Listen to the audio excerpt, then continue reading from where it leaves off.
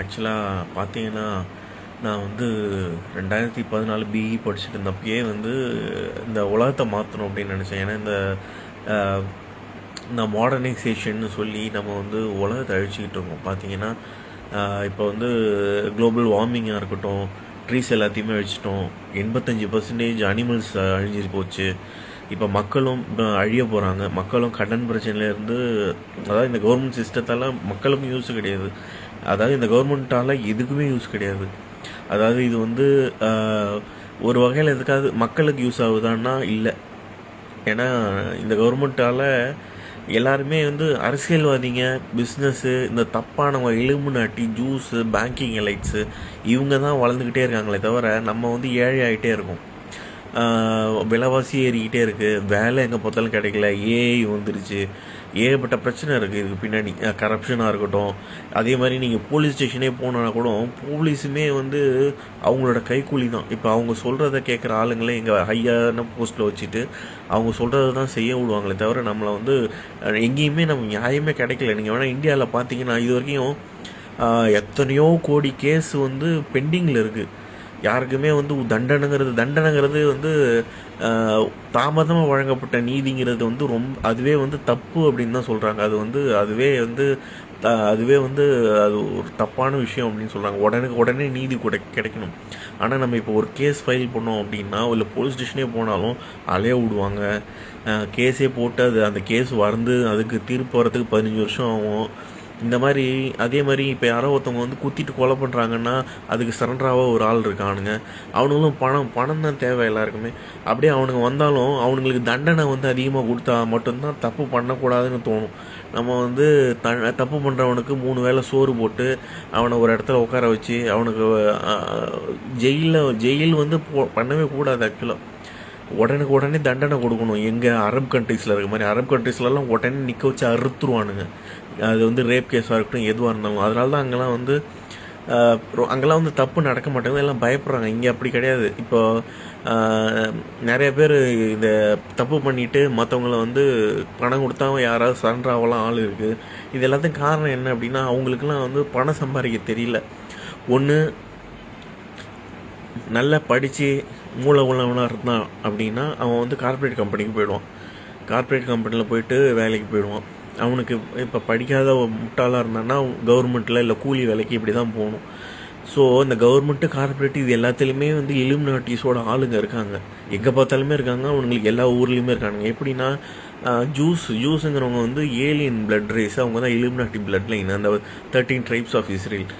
அவங்களால தான் இந்த உலகமே இப்படி இருக்குது. அவங்க தான் இந்த உலகத்தில் எல்லா தப்புமே, உலகத்தில் இருக்கிற மேக்ஸிமம் 95% தப்பு வந்து அவனுங்க தான் பண்ணுறானுங்க. அது வாராக இருக்கட்டும், எதுவாக இருக்கட்டும். இப்போ நான் இவனுங்களுக்கு எதிராக வந்து இந்த கேஸ் எல்லாம் கொடுத்து, அதாவது முதல்ல கவர்மெண்ட்டை மாற்றணும்னு நினச்சப்பே என்னை டார்கெட் பண்ணி நான் வந்து 2016 ஒரு கம்பெனியில் ஜாயின் பண்ணேன். அந்த கம்பெனியில் வாண்டடாக கூப்பிட்டாங்க பெங்களூரில். அது ப்ரைம் சாஃப்ட்னு அந்த கம்பெனி. அந்த கம்பெனிக்குள்ளே போனதுலேருந்தே அந்த கம்பெனியோட ஓனரே வந்து ஏலியன்னா ஜூஸு. அவன் பேர் பீட்டர் மார்ஷல். அந்த தாய்லி தான் வந்து அவன் இலுமினாட்டி குரூப்பு இவனுங்கெல்லாம் சேர்ந்து 2016 அந்த கம்பெனியில் ஜாயின் பண்ணி வெளில வந்தேன். ஒரு பாலிட்டிக்ஸால் வெளில வந்தேன். அதுக்கப்புறம் எனக்கு சரியான வேலை எங்கேயுமே கிடைக்கல. என்னை கொல்ல பார்த்தாங்க. ஏகப்பட்ட பிரச்சனைகள். எப்பயும் சூனியம் வரங்கிற பேரில் என்னை சூனியம் வச்சு என்னை சாவடிக்க பார்க்குறானுங்க. நம்மளை வந்து அதாவது டிஸ்ட்ராக்ட் பண்ணுறாங்க உண்மையிலேருந்து. உண்மையாக சொல்ல போனால் கடவுள் தான் நம்மளை படைச்சார். ஆதாம் ஏவாளை முதல்ல படைச்சார். இந்த பழத்தை சாப்பிடக்கூடாதுன்னு சொன்னது என்ன அப்படின்னா, அந்த 7 சின்ஸை வந்து க்ரியேட் பண்ணி தான் இந்த சிஸ்டமே இயங்குது. இந்த கவர்மெண்ட் சிஸ்டம்ங்கிறதே 7 சின்ஸை இது பண்ணி தான். இப்போ நீங்கள் கவர்மெண்ட்லேயே ஒருத்தவனை வேலைக்கே போனாலும் அவங்ககிட்ட சொல்கிற வார்த்தை என்னென்னா, உன்னால் முடிஞ்ச அளவுக்கு லஞ்சம் வாங்கிக்க. ஏன்னா உனக்கு கவர்மெண்ட் எதுவும் பண்ணாது. லஞ்சம் முடிஞ்ச அளவுக்கு சேர்த்து வச்சுக்கோ, உன் ஃபேமிலியை பார்த்துக்க. இப்படி தான் இது பொலிட்டிஷியனாக இருக்கட்டும், வக்கீலாக இருக்கட்டும், ஜட்ஜாக இருக்கட்டும், போலீஸாக இருக்கட்டும், ஏன் டாக்டர்கிட்ட கூட. டாக்டர்ஸு இந்த கவர்மெண்ட்டில் இருக்கிற மேக்ஸிமம் எல்லாருமே வந்து கரப்ட் தான். அதே மாதிரி பார்த்திங்கன்னா இந்த கவர்மெண்ட் இந்த கரப்ட் ஆகாத சில ஏரியாஸும் இருக்குது. இந்த கவர்மெண்ட் டீச்சர்ஸு அவங்க இந்த மாதிரி கொஞ்சம் தான் இருக்காங்க. கவர்மெண்ட் டீச்சர்ஸுமே தப்பு பண்ணுறாங்க. எப்படின்னா வந்து சில பேர் பாடம் நடத்துறதில்ல. வராங்க, பெஞ்சு தேய்ப்பாங்க, போயிடுவாங்க. பசங்க படித்தா என்ன, படிக்கலைன்னா என்ன. நான்லாம் கவர்மெண்ட் ஸ்கூலில் தான், ஸ்ரீமுஷத்தில் தான் படித்தேன். ஸோ இந்த மாதிரி இந்த சிஸ்டமே ரொம்ப கேவலமாக இருக்குது அப்படின்னு நினச்சப்ப அதை மாற்றணும் அப்படின்னு நினச்சி தான் நான் வந்து அந்த ஒரு ஸ்டார்ட் அப் கம்பெனியில் யூஎஸில் நான் வந்து அப்ளை பண்ணியிருந்தேன். எனக்கு வந்து ஃபண்டிங் கொடுங்க அப்படின்னு சொல்லி. அதுலேருந்து இன்னும் பிரச்சனை ரொம்ப மோசமாகி இப்போ வரைக்குமே நான் உயிரோடு இருக்கிறதே பெரிய விஷயமா இருக்குது. என்னை த்ரெட்டன் பண்ணிகிட்டே இருக்காங்க. என்ன, எங்கள் அப்பா அம்மா, எங்கள் அக்காலாம் லண்டனில் இருக்காங்க. எனக்கு கல்யாணம் ஆகிடுச்சு. என் பையன், எனக்கு எல்லாருமே சூனியம் வச்சு எங்களை சாவடிக்கிறானோ டெய்லி. இந்த ஆக்ட்ரஸ்ஸு, டேரக்டர்ஸு இவங்கெல்லாம் இலுமினாட்டி அவங்க கூட ஜாயின் பண்ணிட்டேன். ஜாயின் பண்ணிவிட்டு கதையை மாற்றிட்டானுங்க. அப்படியே மாற்றிட்டு என்ன சொல்கிறானுங்கன்னா, நான் வந்து கெட்டவன், நான் வேறு ஒருத்தனோட ஐடியாவை திருடிட்டு நான் என்ன பண்ணிட்டேன், கெட்டவனுங்களோட ஜாயின் பண்ணி நல்லவனுங்களை கொல்ல பார்க்குறேன். அதாவது ஜூஸ்லேயே நல்லவங்களும் இருக்காங்க, கெட்டவங்களும் இருக்காங்க. அதை வந்து ஜீசஸ் வந்து அவரோட புக்கில் எழுதியிருப்பார். 2வது தடவை ஜீசஸ் வரதான் போகிறாரு. அதே நேரத்தில் 13 அந்த ஜீசஸை கொண்ட அந்த 13 ட்ரைப்ஸ் ஆஃப் இஸ்ரேல், அந்த ஏலியன் இலுமினாட்டி பிளட் லைனை வந்து ஜட்ஜ்மெண்ட் டேயில் கொல்லுவேன் அப்படின்னு சொல்லியிருக்காரு. அதில் நல்லவங்களும் இருக்காங்க, ஆனால் 13 ட்ரைப்ஸில் இல்லை, வேறு அந்த 13 ட்ரைப்ஸ் இல்லாமல் இருக்காங்க.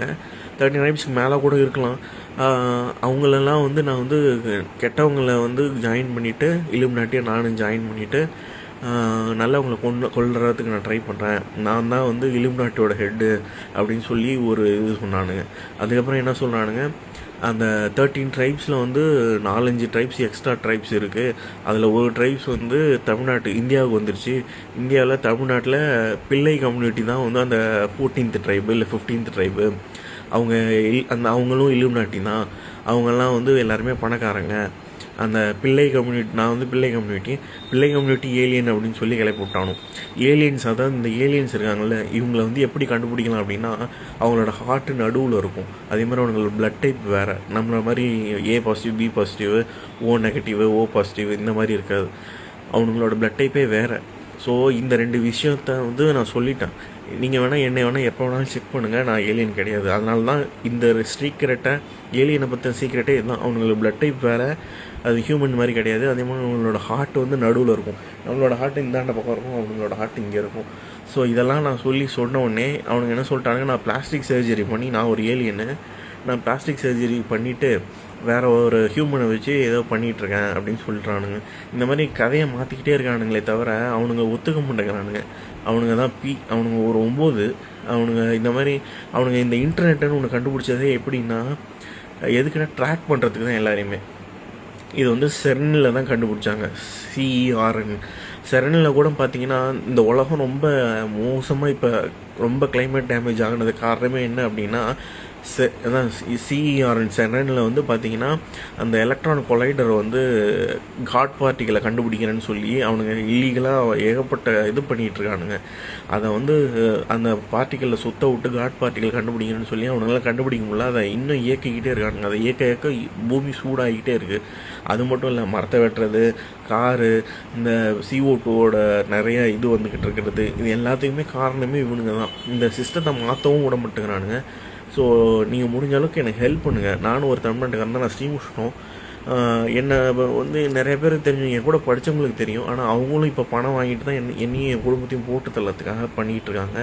ஸோ முடிஞ்ச அளவுக்கு இதை ஷேர் பண்ணி எனக்கு காப்பாற்றுங்க.